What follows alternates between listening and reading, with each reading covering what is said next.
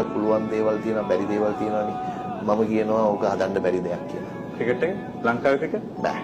ඒ කියන්නේ අපිට අනාගත බලාපොරොත්තුවක් තියාගන්න හොඳ නේද? මගේ මතේ ඒක බෑ. කවුරු ආවත් බෑ. එහෙම ඕන ප්‍රශ්නයකට උත්තරයක් හොයන්න පුළුවන් මිනිහක් තියෙනවනේ. උත්තරයක් හොයයි. නමුත් ඒක ක්‍රියාවට දානකොට ක්‍රියාවට දාන්න බැරි වෙනවා. පරිපාලනය දවුද? අනිවාර්යයෙන් පුහුණු කරුවෙක්ට නැෂනල් ටීම් එකක් හොඳ වෙන එකයි නරක වෙන එකයි පුහුණු කරගෙන තියෙන මේ.